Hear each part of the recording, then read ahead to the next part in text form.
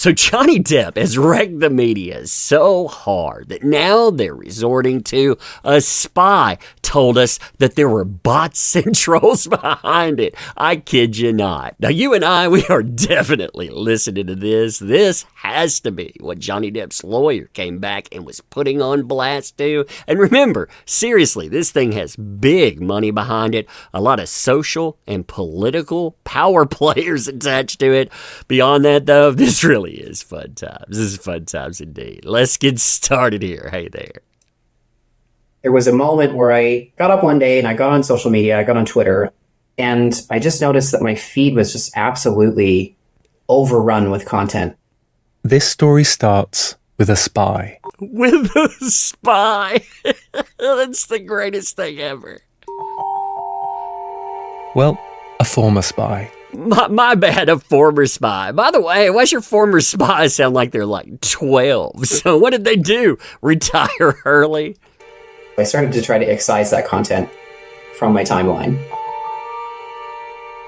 Someone who knows how easy it is to sway opinions online. It became apparent fairly quickly that that was not working, which is unusual. Being a career investigator.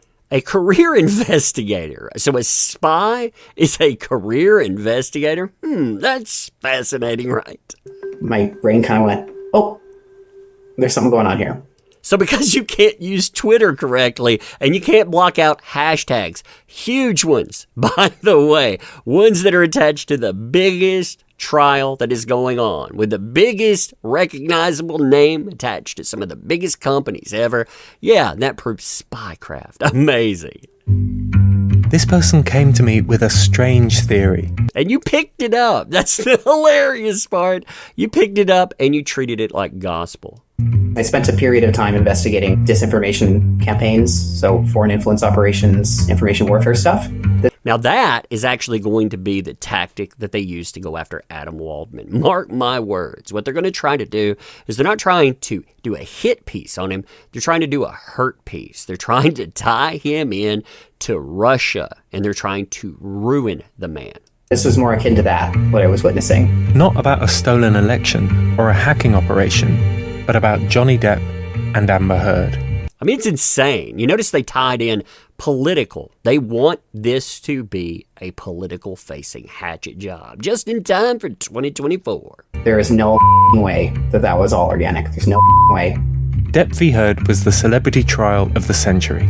From the trending hashtag Justice for Johnny Depp to the viral memes mocking Amber Heard. Millions of people saw Amber lose. This was the most humiliating and horrible thing I've ever been through. The US trial is a terrible example of what happens to women when they speak out.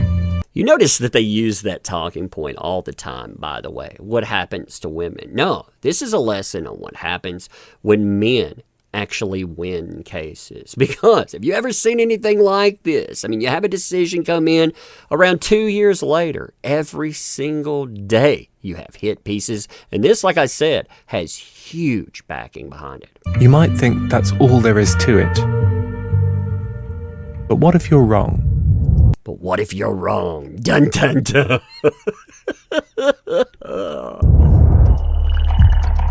What if Amber Heard was the victim of an organized trolling campaign? An organized trolling campaign. So what does that mean, by the way, these days? Does that mean that a few people talk to one another while they're talking about something and they put together hashtags? Or are you talking about something more nefarious? Those Twitter accounts appear to exhibit indications that they have been a rented bot network or a for-hire propaganda network. Now that is a Chris Boozy talking point, by the way. Chris Boozy, basically a rent-to-hire person for Amber Heard, got paid by their team, by the way. Also was on Netflix with Meghan Markle talking about that. He went on to take a $89 shell, turn it into his social media place because he's such a tech expert. Yeah, 74% of the people there, they got hacked. I mean, that's great, right? What if the online hate against her wasn't real? You notice that online hate. Their descriptors right there, the person putting it together. They've let it right out of the bag, what they're doing. I think it's 100% inauthentic. I have no doubt about that. It appears to be some sort of organized attack. And if so, who was responsible? You might ask. Now, you know the who, of course. They're going to pin this on Adam Waldman. Yours truly, too. Oh, yeah, right in the crosshairs. It's amazing. You pick up a microphone, you start looking at court cases, you actually talk about that, and the person you're discussing, they win. The world sees it play out. No. Can't have that because the media, they got wrecked, like I said. Actually be able to narrow down who's running this. Amber Heard is a monster. This is more than a story about celebrities at war. It's about how easily truths can be manipulated in our digital age, how our thoughts can be molded without us even knowing. There are many things we can say about this very toxic industry that is really a threat for democracy. Yeah. So we're a threat to democracy now. So essentially, picking up a microphone, talking about what you think about something, and having the world agree with you for the most part, that is a threat to democracy. The First Amendment, it's amazing, isn't it? That basically said, we know where you live, we know where you are, and we're going to come find you, and we're going to hurt you. Now that's Kat Tenbarge, and Kat Tenbarge doxed a person's family because they were mentioned in the Johnny Depp trial. I mean, they went after their husband. They took zeal in it. They said, oh yeah, they're doxing them. And now, of course, they get to be the victim. I thought at any time my story and my work would be revealed. Now, these sour grapes are brought to you by some heavy hitters, social and politically. That includes the company being conceived by 3 experienced media names. Drink these in here. James Harding, former BBC head of news.